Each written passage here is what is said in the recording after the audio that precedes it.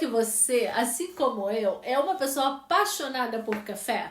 Eu preciso confessar pra vocês, eu sou uma pessoa apaixonada por café.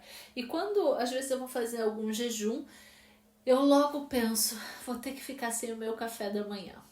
Sem aquele meu cafezinho preto passado no coador de pano que eu tomo toda manhã. Você também é assim? Apaixonada num café? Mas deixa eu te falar uma coisa muito interessante. Você sabia que até o nosso café, ele pode sim ter gerado em nós crenças. E não estou querendo dizer que sejam crenças ruins, crenças limitantes, crenças que estão te impedindo de ir para um próximo nível. Não.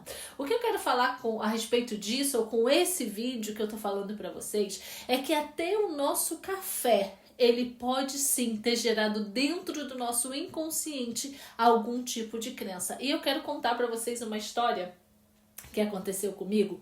Há uns 3 meses atrás, eu estava aqui em casa e a gente tomou o café Lavazza. É um café muito gostoso aqui na Inglaterra, ele é um café italiano e ele é um café delicioso. E a gente ama esse café.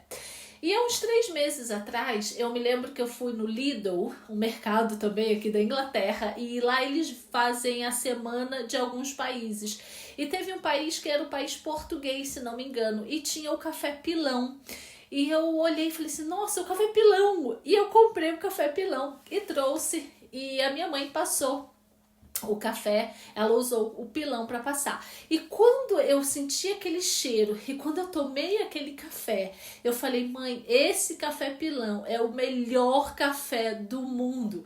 E ela olhou para mim assustada e ela falou assim, melhor do que o Lavazza? Eu falei, muito melhor. Olha o sabor desse café, olha o cheiro desse café. E ela falou assim, nossa, para mim esse café tem cheiro, tem gosto de cevada, não é um café puro, eu não consigo perceber isso. E foi então que eu analisei, gente. O que eu analisei? Que o café não foi o café em si, mas sim a sensação, a lembrança que esse café me levou na infância, quando criança, tava eu, meu irmão, a minha irmã, o meu pai, a minha mãe na nossa casa, e o meu pai ou a minha mãe fazia o café pilão pra gente. E aquele gostinho de café e aquele cheiro daquele café remeteu para mim há 3 meses atrás lembranças de quando eu era criança, de quando toda a minha família estava reunida em casa, ainda éramos adolescentes. E essa lembrança gerou dentro de mim uma emoção, uma sensação, uma crença de que o café pilão é o café mais gostoso da face da terra. Isso não quer dizer que tornou dentro de mim, ou que trouxe para mim, ou para minha memória, ou para o meu comportamento uma crença ruim, ou um trauma de infância, não é isso.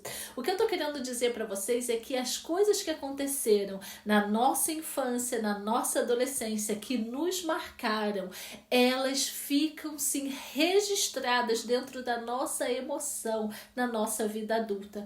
E às vezes foi somente um café, que não me traz nenhuma diferença na minha vida ou no meu comportamento. Mas às vezes pode ter sido palavras que você ouviu quando você era criança, pode ter sido ambientes que você conviveu quando você era criança e que sim, trouxe traumas, trouxe crenças negativas para você, as quais você ainda está vivendo a respeito delas até o dia de hoje. Até na sua vida adulta, até nas suas decisões. E às vezes você não consegue mudar, às vezes você não consegue crescer, às vezes você não consegue romper por conta dessas emoções que estão aí presas no seu inconsciente, que ele não consegue entender se foram boas ou se foram ruins. Para ele é algo normal, é algo natural, ele foi acostumado com aquilo.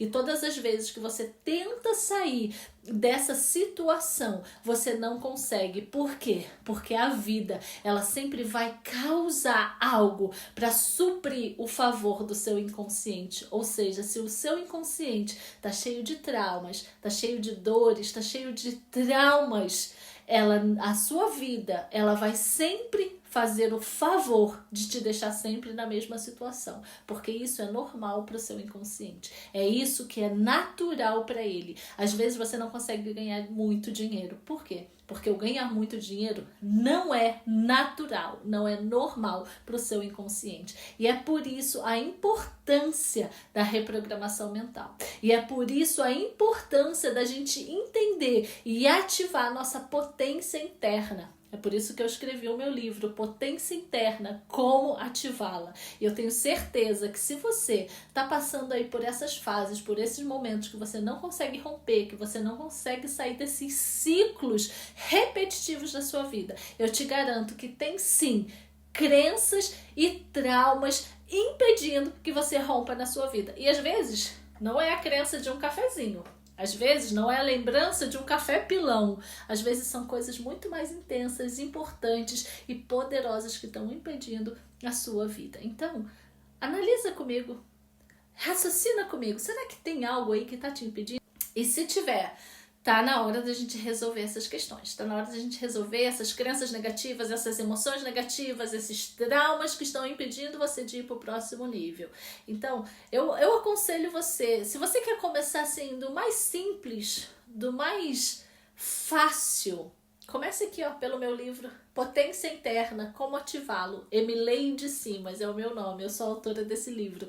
E assim como ele tem ajudado centenas de pessoas, eu tenho certeza que ele pode ajudar você também a começar a entender o poder da sua mente, o poder dessas crenças, o poder desses traumas, para que você possa ter clareza e saber: eu realmente preciso mudar. Eu realmente preciso reprogramar a minha mente. Mas não tem lugar melhor para você poder começar que não seja esse livro Potência Interna. Então, vem com a gente. Vem fazer parte dessa comunidade SSR, salvos, sarados e ricos. Porque aqui tem muita coisa boa para você.